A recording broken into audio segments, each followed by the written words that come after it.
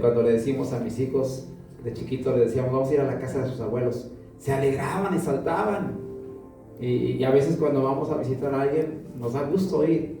Esta es la casa del Señor. Amén. Es el edificio donde venimos y debemos alegrarnos cada vez que vengamos a la casa del Señor, cada vez que nos pidan algo, cada vez que, mis hermanos, el pastor nunca les va a pedir algo que ustedes no deban de hacer. Siempre les vamos a pedir, adoren al Señor, alaben su nombre. Y esta mañana usted y yo tomamos la mejor decisión de su vida, es venir a la casa del Señor. Es padrísimo quedarse en la casa, prender la televisión, estar ahí. Mi hermano, esto es muy confortable, pero lo mejor es estar en la casa del Señor. Y esta mañana usted tomó la mejor decisión de venir aquí juntamente con nosotros. Y pues si ya estamos aquí, mis hermanos, vamos a gozarnos en el Señor. Amén. Cuando tenga que cantar y usar sus manos, alabe al Señor. Gócese en el Señor y todo el Señor lo va a bendecir en todo momento. Así que esta mañana cierre sus ojos ahí donde está, pongamos la palabra en las manos del Señor. Padre, gracias, Señor, por este tiempo. Gracias, Señor, porque nos permites estar en tu casa, el lugar, Señor, donde se te adora, el lugar donde podemos clamar, donde podemos traer nuestras cargas, Señor, y tú las escuchas, Señor. Por eso es que estamos aquí en este lugar, Señor, para adorarte, para bendecirte, para decirte cuánto te amamos, Señor, porque, Señor, una semana es mucho para poder esperar hasta venir nuevamente y adorarte, Señor. Gracias, Señor, por este tiempo. Gracias por mis hermanos. En el nombre de Jesús ponemos esta palabra en tus manos, Señor. Gloria a Dios. Siga con esa alegría, mis hermanos. Yo quiero hablarte del tema de hoy, es autoridad y gobierno. Esta semana estuvimos orando por el gobierno. Estuvimos orando por las esferas del gobierno, que hay muchísimas que se mueven dentro del gobierno, y necesariamente como hijos de Dios tenemos que clamar por el gobierno. Y más que esta semana tomó posesión el presidente Trump. Entonces, mis hermanos, necesitamos orar porque van a suceder muchísimas cosas buenas y también pueden suceder cosas que van a atacar lo que está sucediendo ahorita aquí en este país. Si es lo que pasa en este país, le afecta a todo el mundo. Así que esta semana estuvimos orando por el gobierno. Cada uno de mis hermanos estuvo poniendo ahí sus devocionales y usted estuvo compartiendo. Mis hermanos, escuchen los devocionales. Nos ayuda para edificarnos, nos ayuda para estar informados, nos ayuda para saber cómo es que vamos. Esta mañana quiero hablarte del tema gobierno y autoridad. Y todo esto tiene que ver con el orden. Y no olvide esa palabra, la palabra orden, porque ahorita lo vamos a relacionar un poquito más. Y simplemente, mis hermanos, no podemos trabajar sin orden.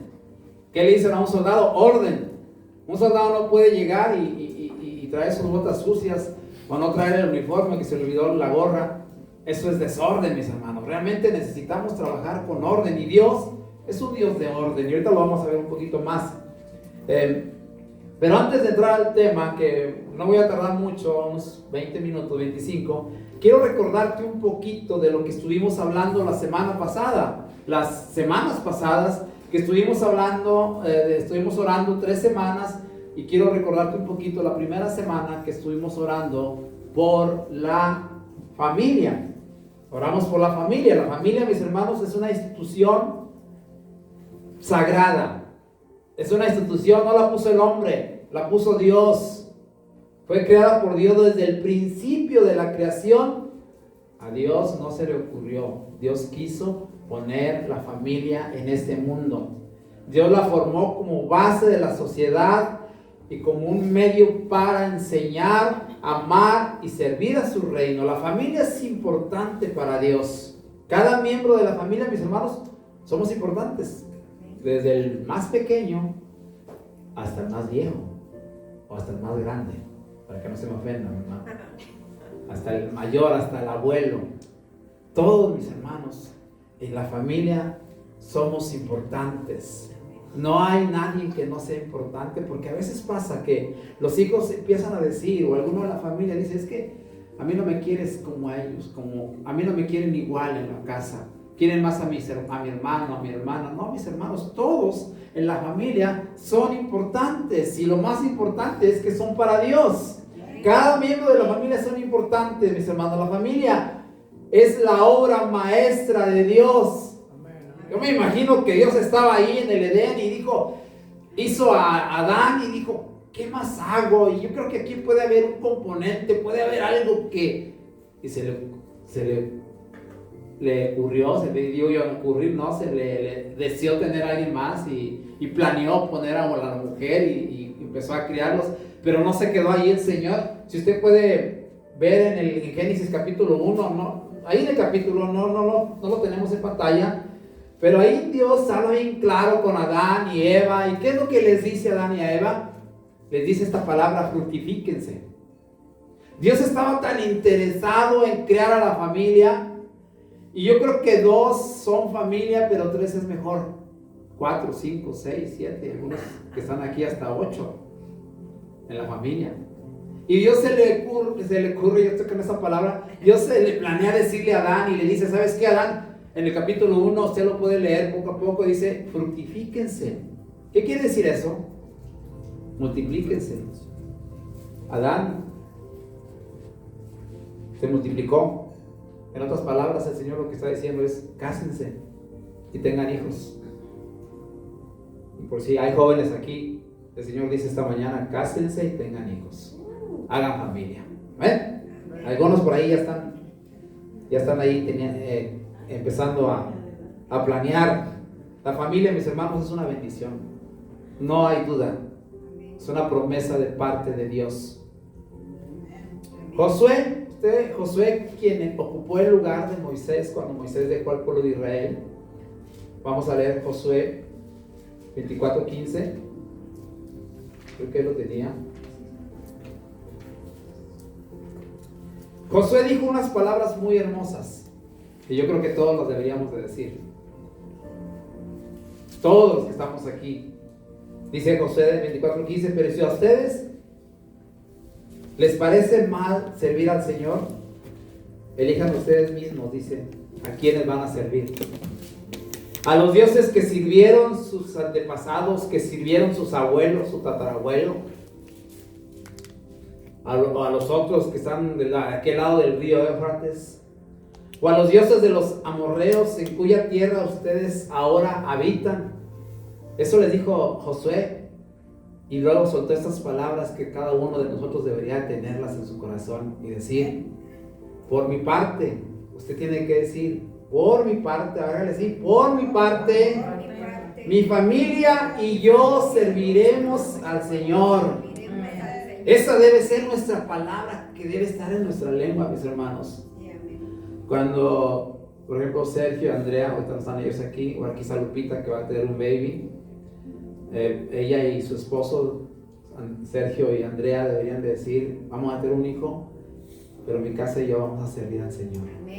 Esas deben de ser las palabras, mis hermanos, que deben de llegar de corazón, porque, mis hermanos, hoy en día mucha gente está sirviendo al amorreo, al pagano, está sirviendo a dioses ajenos y está llevando a sus hijos por el camino que no tiene fondo. Los está dejando caminar y van a caer, mis hermanos, porque no han decidido servir a Jehová como familia. Así que les animo a que diga estas palabras: por mi parte, mi familia y yo serviremos al Señor. Esta poderosa declaración, mis hermanos, establece una meta clara para toda la familia cristiana: es servir juntos a Dios como una familia integral. Que este sea el propósito de los que estamos aquí. Jesús, mis hermanos, nos llamó a servir. A ti y a mí nos llamó a servir. No nos llamó para estar en una banca. No nos llamó para estar en una silla. Nos llamó para servir. Pero pastor, yo no sé predicar. No tienes que predicar. Pastor, yo no sé cantar. No tienes que cantar. Simplemente en tu trabajo tú puedes servir a Dios. En tu barrio tú puedes servir a Dios. Con tu compañero de al lado del trabajo, tú empiezas a abrir tu boca y ya estás empezando a servir a Dios, porque le estás hablando de un Cristo que vive y que reina. Y no que reine afuera, mi hermano, sino que reina en tu corazón. Esa es la forma en que tú y yo podemos servir a Dios. Que si tienes talento de cantar, mira, ahí está la batería. Está sola. ¿No la ven triste la batería ahí? Sí, está triste. Necesita alguien que la toque. Necesita alguien que toque ese instrumento. Está nueva, mis hermanos. No ha sido usada. Ella está pidiendo que alguien la use y que le dé cada semana. Ahí está, mi amor. Si no tienes talento de tocar, aquí está la batería. ¿Quieres aprender? Aprendamos y ocupemos el lugar. Amén. Podemos servir a Dios de muchas maneras. Así que les animo a seguir orando por la familia.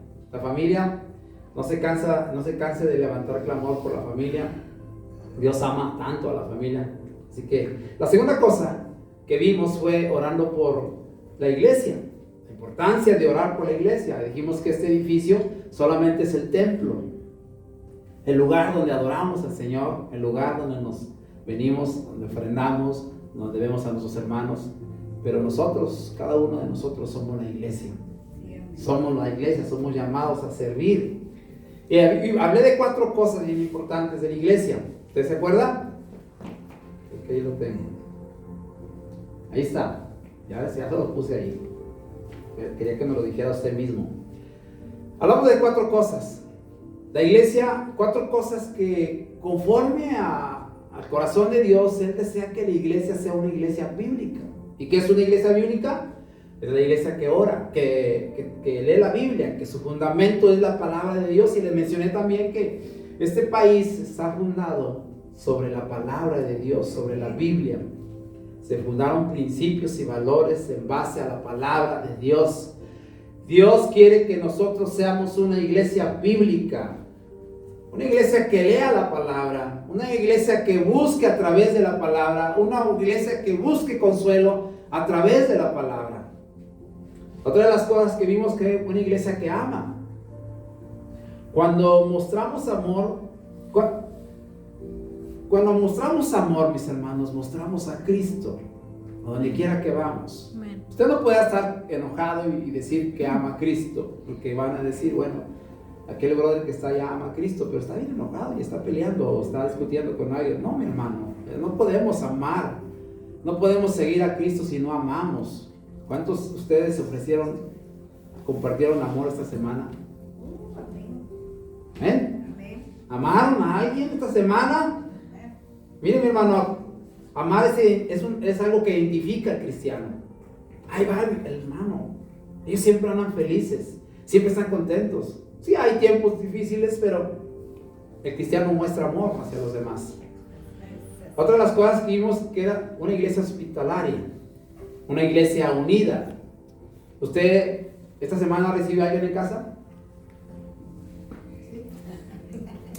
Sí, recibieron a Lupita. Son muy hospitalarios los hermanos Ramírez que recibieron a su hija. ¿Recibió a alguien más?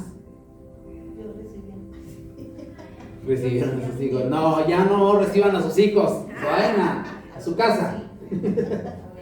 Esta semana también nosotros recibimos a alguien ahí, a alguien aquí de la iglesia.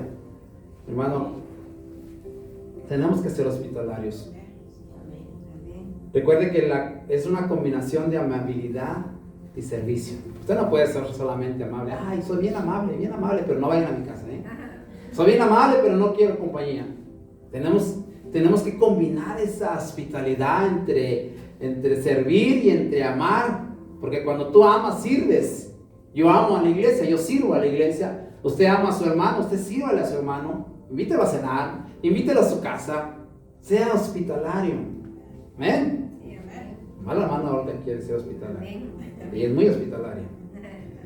También vimos la cuarta cosa, conforme al corazón de Dios, que Dios quiere que sea la iglesia, es que sea una iglesia santa. Amén. Vivir en santidad, mis hermanos, es apartarse del mundo, es dejar de hacer lo que hacíamos antes. No es una opción, habíamos dicho también. No es de que, bueno, este domingo me pongo las vestiduras de santo, de cristiano, y voy a la iglesia. Mañana temprano me quito las vestiduras y ya no soy santo, mi hermano. El ser santo no es una opción. O eres santo o eres santo. No puedes decir mañana ya no soy santo, solamente los domingos. Todo el tiempo tenemos que ser santo. También vimos en la iglesia que tenemos diferente función. Hablamos de que no todos podemos ser mano, ni tampoco podemos ver con las rodillas. ¿Alguien visto con las rodillas? No, ¿verdad? Los ojos son para mirar, las rodillas son para orar y caminar y tener flexibilidad. Todos somos una familia, oramos juntos. Vamos a ver Hechos 2, 46, 47. Hechos 2, 46, 47. Escucha lo que dice. Esto no lo puede encontrar, está en pantalla. Dice que no dejaban de reunirse en el templo. ¿Cuándo? Ni un solo día. Hermanos, ni un solo día. Andaban de casa en casa, partían el pan y compartían la comida con alegría y con generosidad, alabando a Dios y disfrutando de la estimación general del pueblo. Y cada día, escúchelo bien, lo que pasa cuando usted y yo compartimos el pan y venimos a la casa, no solamente un día, dice la Biblia, que el Señor añadía al grupo a los que iban siendo salvos cada día. ¿Eh? Había crecimiento, pero el crecimiento no surge nada más así como arte de magia. Tenemos que ser compartidos. Dice aquí que compartían el pan, miraban sus necesidades cada uno. Dice Pedro 3:8, en fin, únanse todos que en un mismo sentir, sean compasivos, misericordiosos, y esta palabra me encanta, amigables. ¿Cuántos amigables hay aquí? Ay, sí, hay mucha gente amigable. Dice al final, ámense, ¿cómo? Fraternalmente. Eso es lo que Dios quiere de la iglesia, mis hermanos. Quiere que nos amemos, que compartamos, que disfrutemos juntos, que nos alegremos y que seamos amigables. Porque ¿qué pasa si usted invita a alguien y no es amigable? Si un joven invita a otro joven a la casa del Señor y no muestra amistad, no muestra amabilidad o no es amigable, yo creo que el muchacho va a decir, ya no vuelvo a ir. Tenemos que ser amigables. Todos, mis hermanos. Eso fue lo que estuvimos viendo de la iglesia. Orando por la iglesia, por la familia, perdón. La tercera cosa, la tercera semana, que fue esta, y vamos a 1 Timoteo 2, 1, 3. Estuvimos orando por el gobierno. Hablar de gobierno, mis hermanos, es una historia grande. Desde un principio, gracias a Israel, existen leyes, escúchelo bien, existen leyes en todo el mundo. Ellos fueron como el ejemplo de cómo hacer leyes, y todo empezó desde Moisés. Desde Moisés hasta acá, hasta ahorita, gracias a Israel. Desde ahí se han implementado reglas, estatutos, muchas leyes se han puesto. Vamos a ver 1 Timoteo 2:1-3, que dice: exhorto ante todo a que se hagan rogativas, oraciones, peticiones y acción de gracias por todos los hombres. ¿Por quién? Por los reyes y por los que están en eminencia. ¿Quiénes son los que están en eminencia? Los reyes, los gobernantes, los presidentes, la presidenta de México, para que vivan quieta y reposadamente en toda piedad y honestidad. Eso ya es otro rollo. Eso de que viven en piedad y honestidad, lamentablemente no ha sido así, porque si realmente se hubieran obedecido las leyes desde Moisés, mis hermanos, el mundo no estuviera como está, pero no han tenido piedad ni honestidad. Porque esto es bueno, dice el Señor, y agradable delante de Dios, nuestro Salvador. A veces podríamos preguntarnos, ¿por qué orar por el gobierno? ¿Por qué orar por la autoridad? ¿Por qué oramos? ¿Para qué oramos? Hay que orar en ellos, que oren sus familiares. No, mi hermano, quieramos o no, de ellos depende el bienestar de nuestra familia. Quieramos o no, de ellos depende de cómo funciona esto. Si un gobernante dice voy a cerrar todas las iglesias cristianas, pues se va a cerrar. Por eso tenemos que orar por los gobernantes, porque de ellos depende todo eso. los valores integrales de la familia, la educación de nuestros hijos, cómo se desarrolla el ambiente en tu comunidad, depende de ellos. En el gobierno, mis hermanos, se toman decisiones muy importantes que le darán un rumbo a la nación. Decisiones que afectarán o beneficiarán tu futuro. El gobierno promulga leyes a veces fuera de contexto, pero es difícil aceptar cuando sus leyes o propuestas afectan la vida moral y social y psicológica de nuestros hijos o de nosotros mismos. Esto ha llevado a la iglesia a levantar voz para protestar en contra de leyes y medidas, mis hermanos, que van en contra de los valores impuestos por la palabra de Dios. El hombre ha cambiado, ha promulgado leyes como el aborto, ideología de género, queriendo implantar leyes humanas contra la ley y naturaleza de nuestro Dios, contra la ley y naturaleza de lo que ya está escrito. Vamos a ver Génesis 1:28. Todo esto, mis hermanos, les dije al principio, lleva un orden, porque Dios es un Dios de orden. No podemos caminar en la vida sin orden. Usted no puede llegar al trabajo a la hora que quiera. Usted no puede hacer lo que quiera en su trabajo. Tiene que llevar un orden establecido por su patrón. Eso ya es una ley establecida, digámoslo así, una ley establecida por su patrón. Usted tiene que entrar a las 8 de la mañana, no a las 9, a la hora que usted quiere, no. Usted tiene que hacer cierto trabajo que le están dando. Eso se llama orden. En la iglesia hay un orden también que se tiene que llevar. En tu comunidad hay un orden que se tiene que llevar. En la familia hay un orden. En muchas familias hay desorden. En muchas iglesias hay desorden. Hermano, es un orden el que se debe de llevar. Nosotros servimos a un Dios de orden. Por eso Dios puso mandamientos y leyes para que se llevaran a cabo, que lo siguiéramos. Todo lo que Dios ha hablado en esta palabra desde el principio le dio autoridad al hombre. Escúchelo, Él le dio autoridad al hombre desde un principio para gobernar todo, mis hermanos. Vamos a leer Génesis 1:28. Dice: y Dios los bendijo y les dijo: fructificad, multiplicaos, llenad la tierra y sojuzgadla. ¿Qué quiere decir? Ponerle orden. Y señoread a los peces del mar, a las aves de los cielos y a todas las bestias que se mueven sobre la tierra. Dios estableció un orden y una autoridad. Escúcheme, si no hay autoridad, no podemos vivir.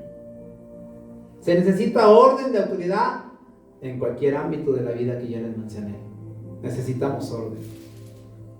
Necesitamos tener algo que nos guíe, algo que nos lleve al orden, mis hermanos, porque si no va a haber un desorden. Aquí en esta iglesia hay orden, hay jerarquías, hay un orden en el cual nosotros nos movemos. No podemos llegar y hacer lo que quieramos. Tenemos una autoridad enfrente de nosotros. La primera autoridad que quiero hablar es del orden. Es la autoridad mayor que está por encima de todo, que es nuestro Dios. No podemos hacer nada sin que Él lo autorice. Por eso tenemos que decir siempre, si Dios quiere. Porque Dios es nuestra máxima autoridad. No podemos hacer nada sin que Él nos lo diga. Levantarnos de mañana y decir: si Dios quiere, voy a hacer esto. Si Dios quiere, voy a trabajar. Si Dios quiere, voy a ir y venir. Si Dios quiere, porque Él es el orden. Salmo 113 dice: nuestro Dios está en los cielos y hace lo que le place. Él lo dice la palabra. Dice Isaías 43:13: desde siempre yo soy Dios. Nadie puede librarse de mí, de mi poder. Nadie puede deshacer lo que yo hago. Él da órdenes, mis hermanos, a los demonios que lo obedezcan. Él levanta al paralítico y da vista a los ciegos.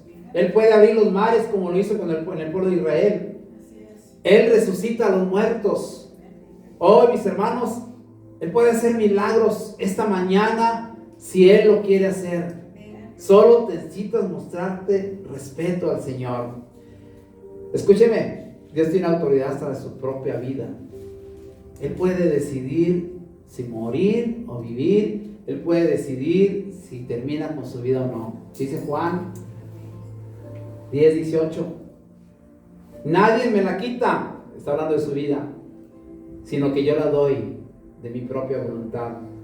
Tengo autoridad para darla y tengo autoridad para tomarla de nuevo. Ese mandamiento recibí de mi Padre. Entonces, fíjate qué Dios tan poderoso tenemos. Un Dios que decide quitar o no poner la vida, darla o no, o quitarla. Ese es nuestro Dios. Y siguiendo con la autoridad, esa es la primera autoridad grande que tenemos, la mayor, la que no podemos nosotros hacer nada, es la autoridad de Dios. La siguiente autoridad, hablando de las esferas de autoridad, es en la familia, que es el papá. El papá es la máxima autoridad en la familia. Así lo dice la Biblia. Vamos a ver Efesios 5:23. Dice, porque el marido es la cabeza de la mujer, al igual que Cristo es la cabeza de la iglesia, su cuerpo, de la cual es el Salvador. Mis hermanos, el líder de una familia es el modelo a seguir para todos los demás. Si él quiere que la familia sea amable y con respeto, él debe modelar ese tipo de hombre que él quiere. Si él quiere que sus hijos lo sigan, que sus hijos lo obedezcan, él tiene que ser ejemplo hacia la familia. Así que el papá es la máxima autoridad en la familia. El liderazgo, mi hermano, no es el ser líder en la familia. El ser un papá no es ser un dictador. No eres un dictador. El líder de una familia busca la sabiduría, habla con Dios, lee la palabra, luego instruye gentilmente a sus hijos y les dice por dónde tienen que ir. Ese es el verdadero líder, el que busca al Señor por sobre todas las cosas. No el dictador, no el que está gritando, no el que está nada más moviendo las manos y dando órdenes. No, mis hermanos, el papá, el líder, es aquel que habla con sabiduría antes de hacer las cosas. Y hay que resaltar una palabra importante en cuanto al líder, el papá, es responsabilidad. Tenemos que ser responsables.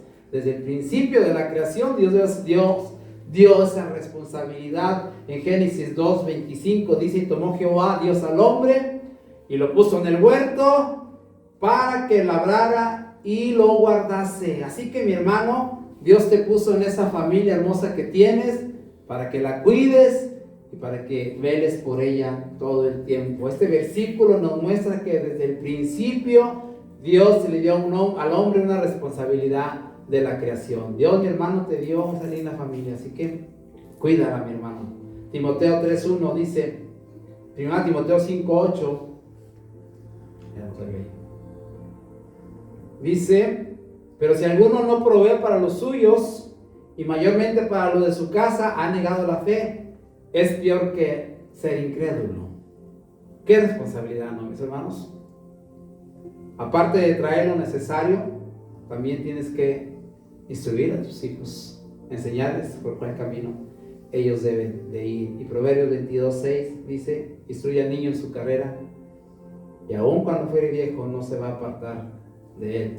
Mis hermanos tienen la responsabilidad de instruir a tus hijos, de educarlos y en el camino de Dios. ¿Amén? Sí, amén. ¿Se te hace mucho? No. Mi hermano, no se le hace mucho. ¿Amén? No, mi hermano. Son responsabilidades que Dios nos da y Dios nos da la capacidad para hacerlo, para poder lograrlo. Así que hemos visto de dos esferas de autoridad.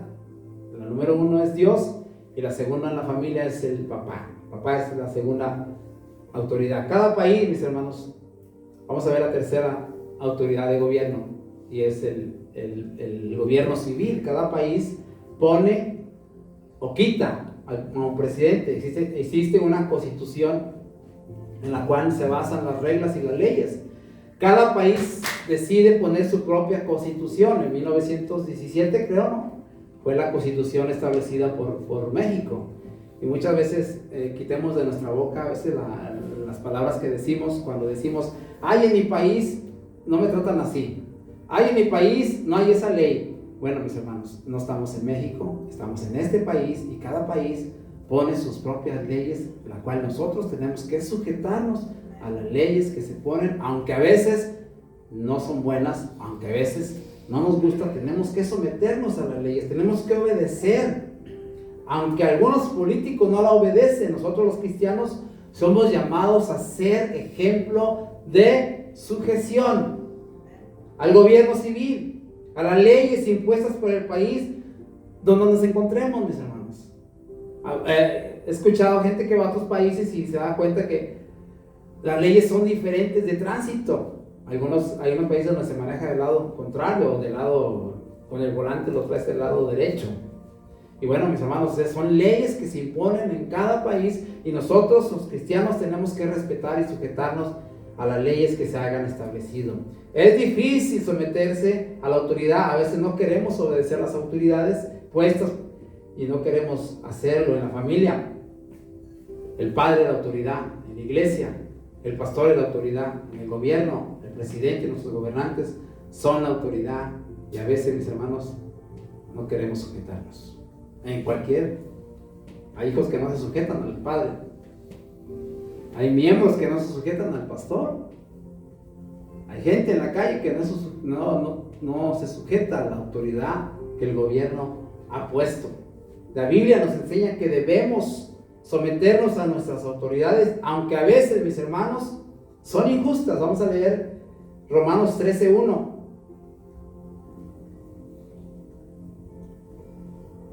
Ya no tengo más. Pues Romanos 13:1 dice que todos, no algunos cuantos, deben someterse a la autoridad públicas, pues no hay autoridad que Dios no haya dispuesto. Así que las que existen fueron establecidas por Dios. Le estoy dando la palabra, mi hermano, para que usted no diga que el hermano Alberto dice que tenemos que someternos. No, mis hermanos, la palabra de Dios nos lo está diciendo, someterse a las autoridades públicas. Eso quiere decir al gobierno.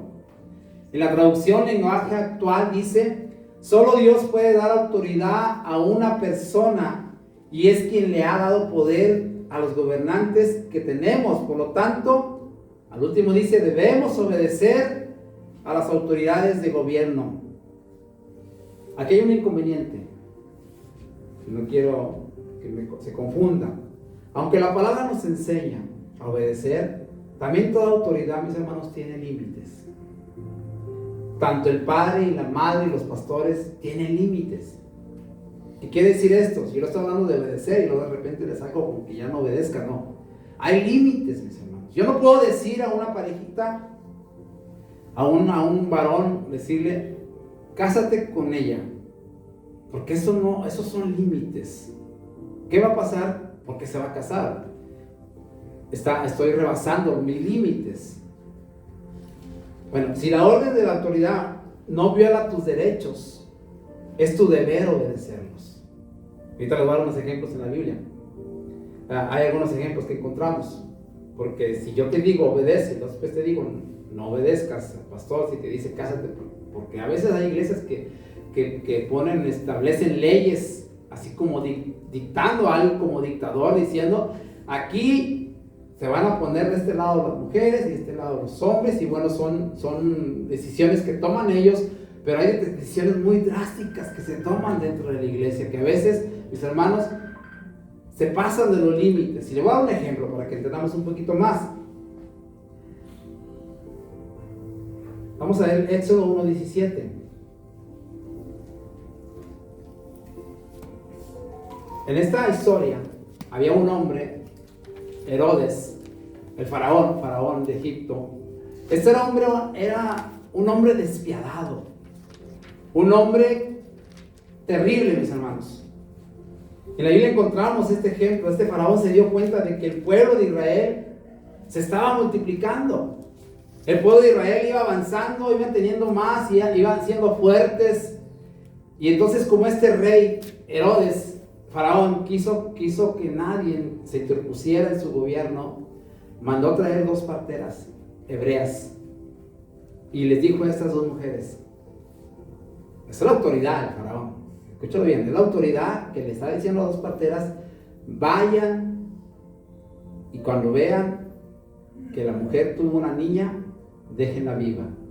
Si es un varón, mátenlo. Es una orden de una autoridad, de lo que le estaba diciendo ahorita. Hay autoridades que tienen límites. Este hombre trajo a estas mujeres, dice la Biblia, A ver, dice ahí en Éxodo 1:17. ¿Qué hicieron estas mujeres, mis hermanos? Escucharon, pero no obedecieron. Porque esta orden va en contra de los principios puestos por Dios. Si alguien te pide algo, ya sea gobierno, padre o pastor, te pide hacer algo que va en contra de los principios de Dios, ahora sí le digo, no lo obedezca. Pero tiene que entender usted la palabra. Esas mujeres les ordenaron ir a matar a todos los niños, hombres, varones. ¿Y qué hicieron ellas? No obedecieron. Dice Éxodo 17:19, pero Cifra y Púa respetaban a Dios, así que no obedecieron las órdenes del rey. Entonces el rey las mandó a llamar y les preguntó, ¿qué les pasa? ¿Qué no mandé matar? ¿Por qué están dejando con vida a los niños? Y las dos mujeres le respondieron, es que las mujeres israelitas no son como las egipcias. Al contrario, son tan fuertes y saludables que tienen sus hijos ellas solas, no necesitan nuestra ayuda. Hermano, estas mujeres desobedecieron algo que iba en contra de Dios. Tienes que saber mucha palabra para poder decir, pues que el pastor dijo que no obedeciera, pero tienes que tener una base bíblica. La Biblia dice que estas mujeres fueron bendecidas, fíjese, fueron bendecidas con muchos hijos. Dice más adelante, como Cifra y Púa honraron a Dios, Él las trató bien, más abajito lo puede ver, y les permitió tener muchos hijos, como las israelitas seguían haciéndose más numerosos. Los israelitas iban creciendo más y más. Mis hermanos, hay pastores que no tienen límites. Hay padres de familia que no tienen límites con sus hijos. El gobierno hoy en día no tiene límites. ¿Qué dice Hechos 5:29? Hay otro ejemplo que quiero darles, ya quiero terminar. Ahí estaba Pedro y otro que lo acompañaba, ahí dice. Ellos andaban predicando en el pueblo, y el Sanedrín, 70 sacerdotes les dijeron, no van a ir predicando más. Y a ellos no les importó y siguieron predicando. Los apedrearon, les dieron latigazos y seguían predicando. Hechos 5:29 dice, respondió Pedro, estaban enfrente del Sanedrín, eran 70 sacerdotes, y dijeron, es necesario obedecer a Dios antes que a los hombres. Mis hermanos, ellos no obedecieron, porque estos son principios de Dios. Dios les había ordenado que predicaran y ellos siguieron predicando la palabra, y los soltaron y volvieron a predicar. ¿Y saben qué pasó? Cuando los llevaron nuevamente ante el Sanedrín, ahí entre los sacerdotes había un sacerdote llamado Gamaliel. Y miren las palabras que les dijo Gamaliel. Dice en el capítulo, en el versículo 38 de ese mismo, del 5:38-39, dice, y ahora os digo, fíjense lo que les dijo Gamaliel, mi hermano, mostraron miedo. Apartaos de estos hombres y dejadlos, porque si este consejo o esta obra es de los hombres, bueno, se va a desvanecer. Y lo dice 39, mas si es de Dios, no la podréis destruir. No seáis tal vez hallados luchando contra Dios. Este hombre les mintió esa. ¿No será que realmente estamos luchando contra Dios? Les dijo a los sacerdotes, Gamaliel. ¿Y qué cree que decidieron? Bueno, convinieron con él, y llamando a los apóstoles, después de azotarlos, les intimidaron que no hablasen en el nombre de Jesús, y los pusieron en libertad. Hermano, el poder de Dios es grande. Estos hombres tuvieron miedo. Cuando nos enfrentamos a la decisión de obedecer a la autoridad humana o a Dios, no debemos dudar. Dios es nuestra autoridad suprema. Y nuestros valores deben alinearse con su palabra revelada, mis hermanos. Que sea la palabra la que reine en tu vida, en tu hogar. Si tu padre o tu madre te está pidiendo algo como hijo que va en contra de los valores de Dios con la palabra, agárrala y toma, no se crean. Agarren ahí, lean la palabra. Lea la palabra y denle un buen consejo. Lea la palabra y dígale, papá, tú estás mal, mamá, lo que me pides va en contra de los valores, de los principios de Dios que ya están aquí establecidos en la palabra. Amén. Lea la palabra, mi hermano. San Juan 15:17 dice, Dios dejó claro, no améis al mundo ni las cosas que están en el mundo. Si alguno ama al mundo, el amor del Padre no está en él, porque todo lo que hay en el mundo, los deseos de la carne, los deseos de los ojos y la vanagloria de la vida, mis hermanos, no provienen de Dios, sino del mundo. Así que, mis hermanos, antes de terminar, tenemos un reto muy alto como iglesia. Si usted me dice que no sabe por qué orar, aquí yo le acabo de nombrar 3 áreas: la iglesia, el gobierno, la familia. Y hay mucho, mis hermanos, en qué podemos seguir orando. O me dice que todo está bien. Bueno, déjeme le digo una cosa: hay muchas necesidades por las que hay que orar y hay muchas áreas todavía. Estas solo son una de las que podemos elevar en el nombre del Señor. Necesitamos orar por la familia, y el área de la familia, mis hermanos, abarca muchísimas cosas. El área de la iglesia abarca muchísimas cosas y hay mucho que seguir orando por el gobierno, por el presidente Trump. Que Dios siga bendiciendo, fortaleciendo la vida de este hombre, que Dios acerque personas que le aconsejen, que lo guíen, personas, y si no ha sido salvo, pues que se acerquen al Señor y aceptan al Señor. Amén. Tenemos que seguir orando, ponerlos en las manos de Dios. Un cristiano, mis hermanos, ora. Si usted no es cristiano, bueno, arrepiéntese y acepte a Cristo esta mañana y empiece a orar, porque allá afuera, mis hermanos, hay batallas que tenemos que pelear. ¿Escuchó bien? Hay batallas que hay que ganar, y aquí en este lugar no hay perdedores, aquí solamente hay ganadores. Allá afuera están los perdedores, los que no oran, los que no vienen, los que se quedan en su casa. Aquí, mis hermanos, hay gente que pelea batallas. Póngase de pie. Hay que orar, mi hermano. Los que están afuera no les importa, se les ha hablado. Si usted está aquí y ha dejado de orar y no ayuna, mis hermanos, va a ser difícil ganar batallas. Vamos a orar, tomarnos de las manos del Señor. Y esta mañana yo quiero que oremos. Estuvimos orando por las 3 áreas. 3 áreas. Primero va a ser la familia, la iglesia y gobierno. Y 3 de mis hermanos van a compartirnos y vamos a orar juntamente con ellos, mis hermanos. No se distraigan, ore al Señor, proclame, aclame el nombre del Señor, mis hermanos. La familia, hay un canto que decía que la familia estaba en extinción. La familia se está extinguiendo. Ya los jóvenes no quieren tener más hijos. Y los que ya están, las familias que ya están formadas, están siendo destruidas, mis hermanos. Así que nosotros tenemos que orar. Tenemos que levantar clamor por aquellas familias que ya están establecidas y aquellas que van a empezar. Voy a invitar a mi hermana Olga. Ella va a empezar esta oración. Y ustedes están, pues también háganlo. A mí me tocó, buenos días, a mí me tocó orar por la familia.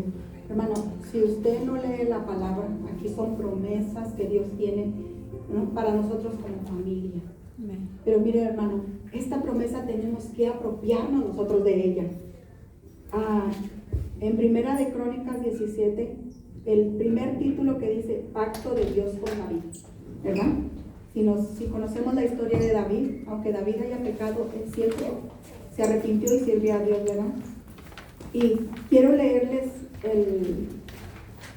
la promesa que nosotros como familia tenemos que agarrarnos. El 14 dice, lo que Dios le dice a David, nosotros lo podemos agarrar para nuestras familias, dice, sino que lo confirmaré en mi casa y en mi reino eternamente, y su trono será firme para siempre. Dice, sino que lo confirmaré